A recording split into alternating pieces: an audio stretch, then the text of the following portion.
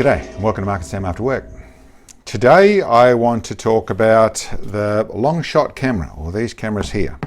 That's the case they come in. And this is the two components. This is the basic system that they do. There is levels up beyond this point, but they got us one of these to have a look at, do some videos on, and use where is appropriate for us to use. And I'll go through and explain that a little bit more.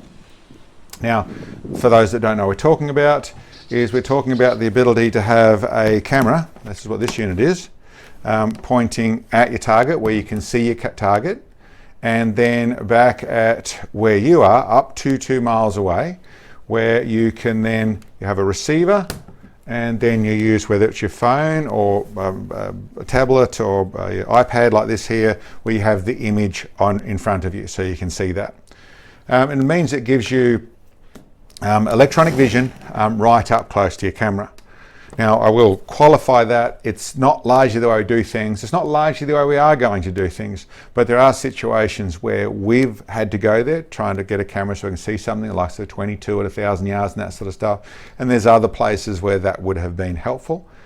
But for a lot of people it's very much how they do it, whether you're shooting paper or you're shooting whatever, where it's hard to see what you're actually shooting at. A lot of people do a lot of paper shooting, that sort of stuff, and to be able to actually see it and verify it without having to walk up the front there, then this is one of those very good options. There's also other sort of things with lights on steel targets and stuff to see, and this would fix that problem as well. Just trying to be able to see your impacts on target, then this stuff works really nicely. The actual ability of this stuff here is you can step it back far enough to where you can see around target too. So if you've got someone who's dedicatedly watching the screen, you will be able to see impacts that are close to target as well. You need to be watching it. You can obviously replay it, but you need to be watching things and you can see stuff there as well. So listen, I suppose what I can tell you about is, yes, I've tested it and it worked really nicely. We set it up and tested it. I did a little bit of plinking with a 22, just close to home type thing, and out to sort of 50 and 100 yards and that sort of stuff, and it worked exactly like you'd imagine. A little bit better than a good scope at that distance, but okay, like you would imagine. So then I set up to where I thought something that was going to be tricky for us to see, where we wouldn't actually be able to see it and we'd need to use this to do what we're talking about, to be able to see things. And that was actually 1,200 yards with the 7mm, the 7mm 08, through bits of wood, through bits of melamine. So just chipboard painted, coated with a plastic coating. So it's you're only going to see a bullet hole, 7mm bullet hole, maybe a tiny bit bigger, but that's all you're really going to see. And that becomes past what most glass you're going to be able to see things properly, but it's very hard. The other thing is it's going to go straight through the target. So when you get the impact, you get dust from behind, and there's a little bit of, did it hit the target? Was it just short, just wherever, just all over the place? So a good one to go through and test it and try. Now, the other thing that about using this sort of system that I know immediately when I think about this sort of stuff is that if you're in the range, when you got cover, you're in a shed, you're shooting from a shaded place, then the likes of tablets and things with their shiny screen, they're not a problem to see. You're in the shade and that sort of stuff. The moment you put, as you would know, your phone out in the sun and you're trying to see the image, it gets really complicated. You've got to get it shadowed, which is definitely how we shoot. We don't shoot in a shed, we shoot out in the paddock type thing. So I simply knocked together a simple little piece of wood, very crudely knocked together, but a piece of wood that I could then chuck in here, put on a little button on here to put it on a tripod, and then have it in front where Sam could see it or I could see it. So we're testing. So that's what I did.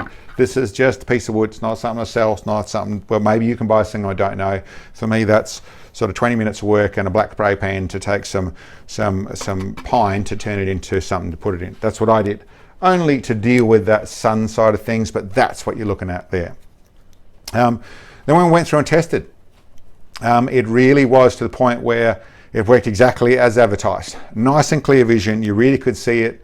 It worked fluently. It isn't a constant video feed, it's pretty close to it. I don't know the time rate, what it was, but it's sort of, you sort of see movement, but it's not like full video. You see the bullets show up, you see the dust sort of go off, but it's in sort of snapshots that are very close together type thing. But it worked nicely. I was very happy with it. I've actually recorded those images so you can see them here of what we're actually looking at on the screen. Yes, and even there's a little bit of luck involved with that second shot there, but that dead center in the middle of the red dot, as you can actually see, Sam was actually had to recheck because that looked like it missed, but wait a minute, looked like something there. Maybe it was center. Look at the thing, and with a bit of a closer look, you could actually even pick up that yes, there was a hole through the middle of the target.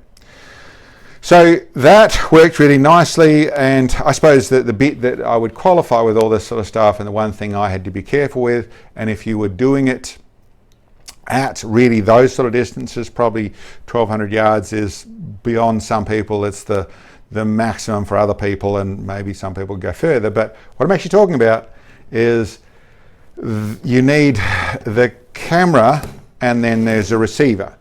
But that means the camera you need to have near your target. So if the wind's in the wrong place, or if you don't shoot as well, or the ammo goes wrong and you shoot this, well, it's not armor proof, it's not bulletproof by any means whatsoever. There's a couple of ways that they answer that problem. One is they have a insurance, which means that you pay a bit extra. I haven't seen the price, so you pay some extra, and then if you shoot your camera, they'll fix your camera. You send it back to them, they'll send you another one, and you're done. That's not an afterwards pay, that's a before pay, and if you've got insurance on your gear, you'll get your gear, and it goes through and explains that sort of stuff, but it's one way of doing it. If you shoot your camera, you can get it fixed. The other way they do it is you spend a bit more and you get another, there's a different system, but it actually turns into another receiver. So in actual fact, your camera, you can then set up there where it is shielded. There is a close to it receiver there, or within, I think it's 100 yards, or maybe it's 50 yards, but within far enough away where it's nice and safe, but it's what transmits to the receiver you've got by yourself. And that way your camera can be there doing its thing and it's protected. So that's the way that if you're going to try and use it for ELR, that would be the ideal thing. So the other bit that matters into this sort of stuff, I was just using on the tripods that they provide for that setup. So I set up one of their tripods. I had a tripod, the other one set up at next to us type thing. So that's how it was working really nicely, and that worked all well. When I decided the next bit was go through and test it, what's this system really capable of? It talks about 2 miles, let's test 2 miles. They talk about the instructions. If you're going to go in longer distances, you should raise your target camera up, you should have it up high. So that's what I did. I just stuck it on a normal tripod. I'll show you the image there. On the screen there, I stuck it on a tripod like that, set it up in the air. That's what the image of the target looked like. I was very happy with it. And then we drove away, had the receiver in the car and drove away and stopped and checked and kept on driving away. And it does more than 2 miles. I suspect from looking out that it probably even get to 3 miles. They advertise 2 miles, that's where they go. I am shooting across the valley, so as much as people think we shoot downhill, we do in some places. In most cases, we shoot from one set of hills to another set of hills, a steep set of hills to a shallow set of hills, but we don't have that much drop. What that does do is it does have a nice clear area in between. So by putting on the tripod and driving away, we got out to almost 4,000 meters, almost 4 kilometers, or 4,300, 4,400 yards as we got to, and that was still clear image.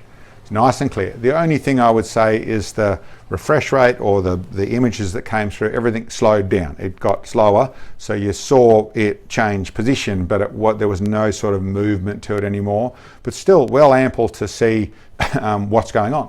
You know, you're going to be able to see the end of a dust spike of going to the side, but largely you're going to certainly be able to see just as clearly that there's a strike on target. Right down to if you're crazy enough to be trying to shoot paper at 2 miles or more, then yes, it's going to give you that same image. So quite capable of doing that.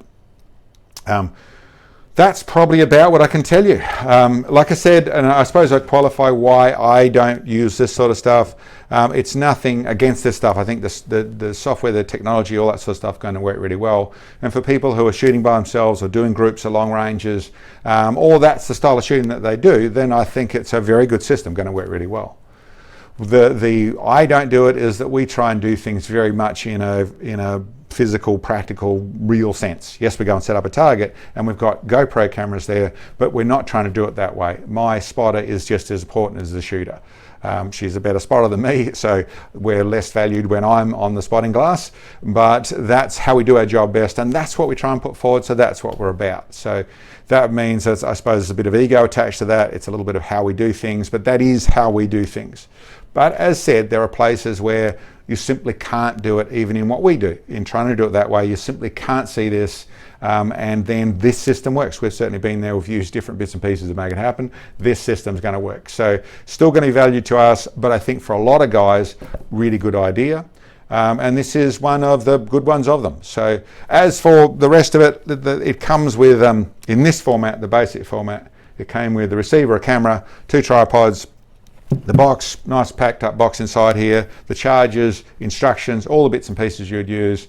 And the only other detail I'd say to go with this one is the setting up the software. It uses the Wi-Fi on your device. The software, I did have a bit of a fight doing that, and I was setting up with iPhones to start off with, and I sort of got it working, couldn't get it working properly. I then tried an Android tablet and got it working on that really easily. Seems like it was when I was an Android phone. Then got another Android tablet, a cheap one. I thought that, well, that's the easy way to do it. We'll get one of those, and that worked, but that cheap tablet was exactly that, cheap tablet. Wasn't really happy. And then I went back to and realized what was wrong. Is the only thing, the quirk I found is that where it goes through in the instructions and it lists it's up to version 9 software, and then version 10 you go to a different one, is I went the other way of what the instructions said, and that it all worked properly. So that might be a quirk with my phone, or just with, listen, we're dealing with tech. We're dealing with both on the Android and the Apple side of things. We're dealing with young people who make their own decisions and don't bother letting us know. So listen, that's a hard one. It would be very hard for guys doing the tech stuff to keep up with that side of things. But a little bit of figuring that sort of stuff out, not too complicated, and then got it all working, and I was very happy with it. Worked really nicely. So that's my take on it. This is the LONGSHOT camera system, and I think for a lot of people that's going to work really well. For us, it certainly did the job as it was supposed to, and very good clear image, so super happy with how it all worked.